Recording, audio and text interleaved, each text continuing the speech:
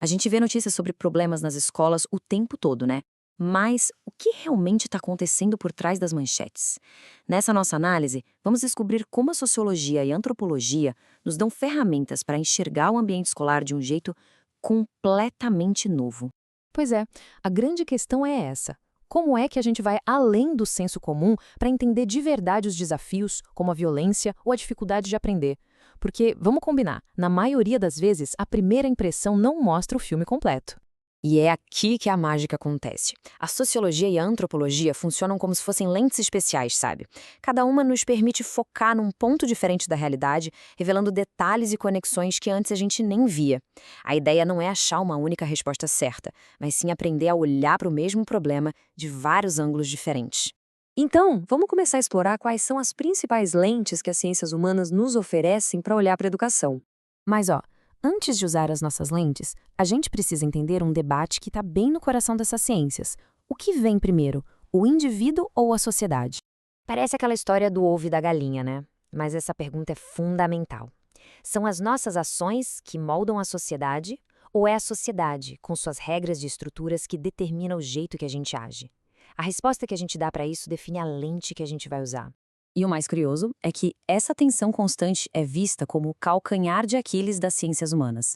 Parece uma fraqueza, né, porque não tem uma resposta final. Mas, ao mesmo tempo, essa é a maior força, porque garante que a discussão nunca acabe, mantendo essas áreas do conhecimento sempre vivas, sempre se questionando. Com essa briga de ideias em mente, vamos conhecer 5 teorias, que são como 5 ferramentas essenciais no nosso kit para entender educação.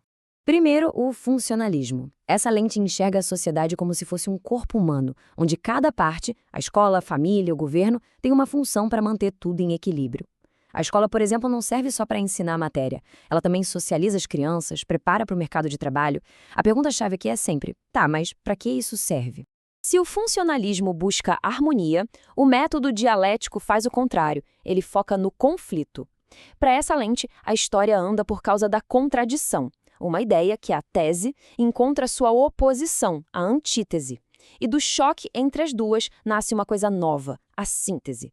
A mudança aqui vem da tensão. Interessante, né?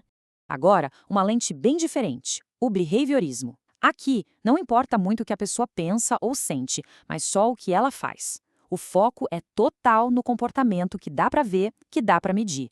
A ideia é que a gente aprende a agir com base nos estímulos e nas recompensas do ambiente. Tipo um cachorro que aprende a sentar para ganhar o biscoito. Já a lente do empirismo diz uma coisa bem simples, mas muito poderosa. Todo o nosso conhecimento vem da experiência.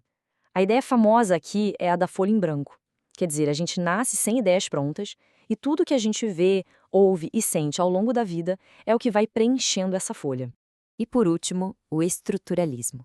Imagine que a sociedade tem uma espécie de gramática secreta. Essa lente não olha para o aluno ou para o professor sozinhos, mas sim para as regras e estruturas invisíveis que organizam a escola inteira, muitas vezes sem que a gente nem perceba. Ok, muita teoria, né? Mas como é que isso funciona na prática? Vamos pegar um assunto bem complexo e atual, a violência na escola, e ver como essas nossas novas lentes ajudam a gente a entender melhor o que está acontecendo. Violência na escola não tem uma causa só.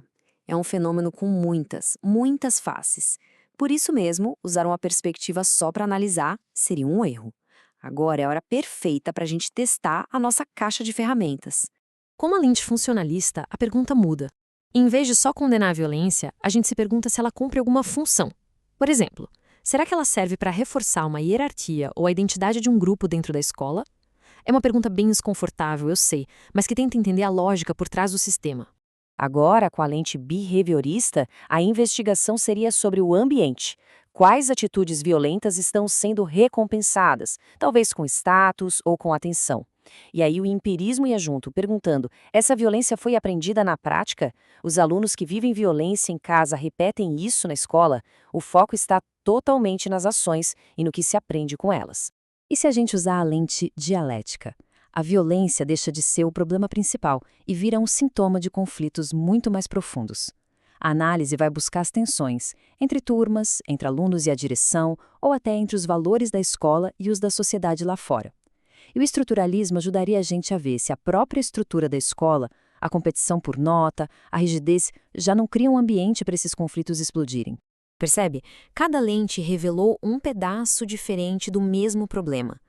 Isso mostra que entender a teoria não é só um exercício abstrato, mas é um passo fundamental para a gente conseguir construir soluções que sejam mais eficazes e, claro, mais humanas.